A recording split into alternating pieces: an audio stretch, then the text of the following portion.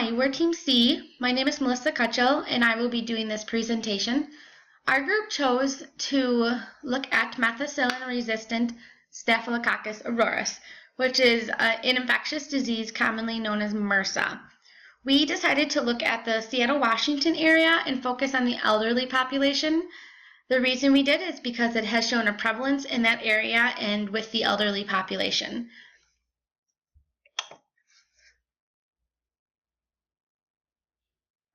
So there are many different types of skin infections. MRSA is a bacteria that is commonly found, but due to incorrect antibiotic use, it has developed and mutated into a super strain that can now cause severe and life-threatening infections. It's very important that these conditions are treated by medical professionals so that they do not spread into the population and cause public health concerns. Many strains of this bacteria are very strong and destructive. It has become resistant to antibiotics because of the superbug, as I mentioned above. And due to the misuse of antibiotics and the lack of educating the public when receiving the antibiotics, MRSA has become an issue at times. One way to monitor the health status is to identify and solve community problems and control items that are commonly touched by people. Many public areas are frequented by people who are sick and have various skin bacteria.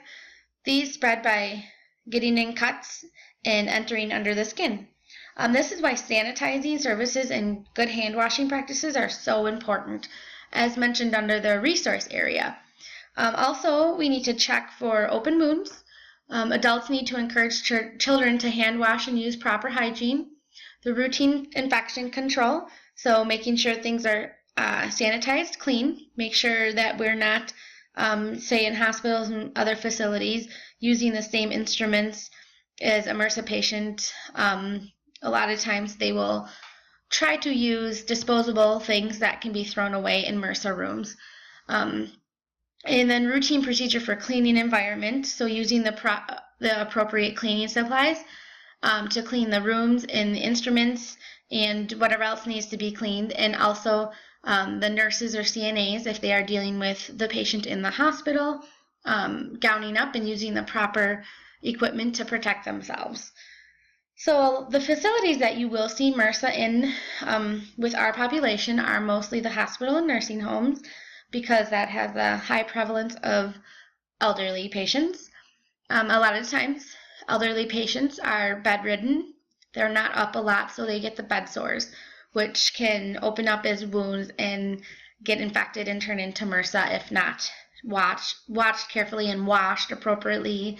And if our CNAs or healthcare providers and nurses don't use appropriate universal precautions. In healthcare settings, public facilities, and schools, tabletops, water fountains, and all surfaces that are touched, they should be cleaned and sterilized. MRSA can live outside of the human body and on surfaces. So the best type of disinfectant to kill MRSA is a 1 to 10 bleach and water freshly mixed solution in which the active ingredient is chlorine. So it is definitely important to prevent the spread of MRSA, to prevent the patient from getting MRSA, and following the appropriate protocol. The organizations that deal with MRSA and helping the prevention, addressing the issue are the Massachusetts Department of Health, the Tacoma-Pierce County Department of Health, Healthcare Safety Network, and Center for Disease Control and Prevention.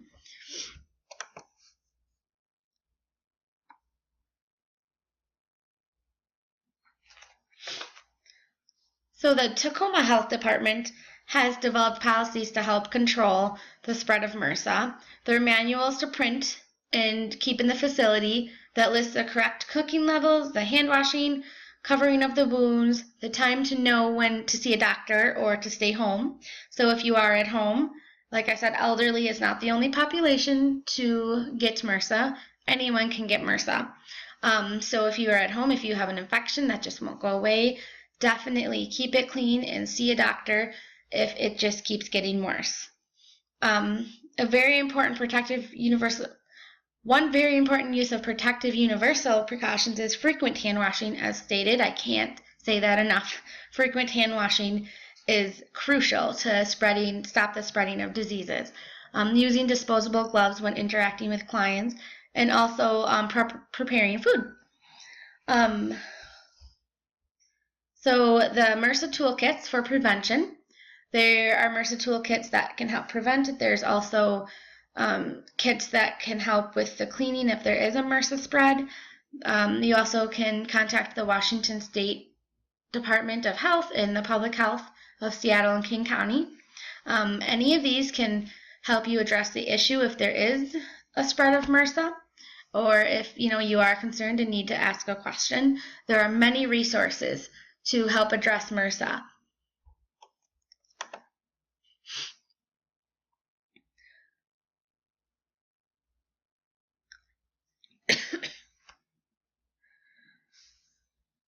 So there are existing policies in the policy development. Obviously, prevention is key. Prevention is what we want to focus on, but we need to look for signs of infection, and definitely outbreaks need to be reported.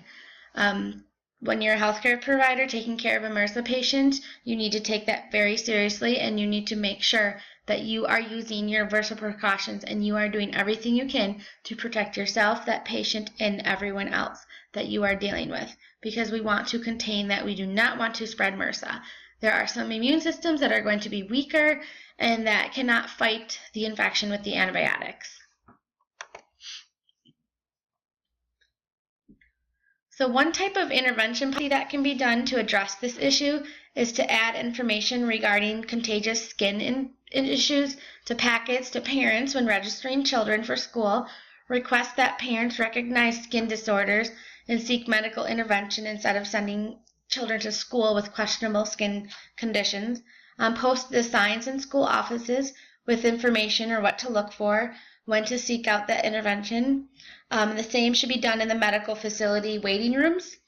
And the reason that we mentioned children is because children are in contact with elderly, their grandparents, and just in the community, and children are obviously not as aware of preventing infectious diseases. So we really need to be encouraging them. It can start with them, and so we need to make sure that we are encouraging them to hand wash and to be careful what they're touching sometimes, and to make sure that they're practicing those good hygiene skills. And yes, they can definitely spread it. So it starts with them, and we need to protect those who are immunocompromised and can't fight off the infectious disease as easily. So also there's policies to make people take classes to be aware of the signs, causes, prevention, and treating MRSA in all medical facilities. So medical professionals do need to know all about MRSA and what it's about and how to prevent it and how to treat it. There's policies to make sure schools, medical facilities, and other workplaces have updated material every single year. There's policy to add information packets to school, medical facilities, information packets, and always have manuals in waiting rooms for people to take home, as I mentioned before. So those are some of the things that we can develop more and try to encourage into the community to prevent the spread of MRSA and to make people aware of what MRSA can really do.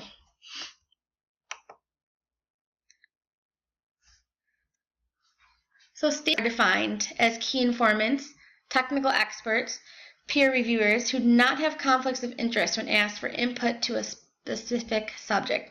It is a good idea to seek out these stakeholders and request interaction and intervention with them. This may be people who have contracted the condition and the interventions that worked for them. Medical professionals should also be included in intervention and information. School teachers and those who interact with children in the academic setting should also be aware of skin disorders. Also, me being an early childhood teacher, infections, especially impetigo, can be prevalent, and impetigo can definitely turn into MRSA, because impetigo is a staph infection. And I personally have actually had impetigo, so my doctor and I now know the steps we take instantly to prevent it from turning into anything else. The first sign of a cold sore, I call my doctor. He puts me on the strongest antibiotic that he knows works, and I have a whole routine. So it's really knowing what works and what prevents it and what helps it when it does happen to stop it in its tracks so it doesn't spread and so you don't spread it to other people. Um, Three key functions remain the policy development of insurance. Sorry. The three key functions remain assessment in the policy development insurance. That means that it is important to monitor health statuses by identifying and solving health problems. Sorry, let me get to the slide. Also, identify and solve the health problems. The stakeholders need to diagnose and investigate health problems and hazards in the community. Teams must be mobilized into action to address the issue in the event of an outbreak. The population also needs to be informed and educated regarding emergencies and health issues. This may not be necessary in action when dealing with MRSA, but it could be tied to education. As I said before, children can carry a lot of infections and they may be able to fight it off easier, but they also could spread it to someone who can't fight it off. So we're talking a lot about the schools and the education, but we have to remember that it's a community issue. We are talking about elderly, but it starts in the community. So we need to make sure we're protecting each other by taking the best steps we can to prevent and stop MRSA in its tracks. Policies and plans that support the community effort need to be in place in order to act quickly. There's laws and regulations that protect the public health and need to be enforced. This means that people should not be walking around the general public shopping malls with open, oozing sores. I know personally when I do break out with impetigo, it's right on my lip. Unfortunately, it's happened. I've worked in early childhood for 12 years, so I make sure I stay home, and I'm usually home for at least a week on the antibiotic before I really go out anywhere. If I have to, it's 3 or 4 or 5 days. I try to stay home and I don't go many places. So it's really just being aware. We need to offer classes to let people know. I think an infectious disease class is needed for more than just healthcare professionals and childcare teachers in those professions. We need to know the signs and causes, and we need to empower to add more information into the schools and into the medical facilities, and then have information packets. And we need to make sure we always have manuals in the waiting rooms, like mentioned before. MRSA is definitely something that might not be alarming, might be treated easily with an antibiotic, but it's also something that can be life-threatening and it can take someone's life. So we need to definitely treat it as if it's a serious infection for everyone. Okay, thank you.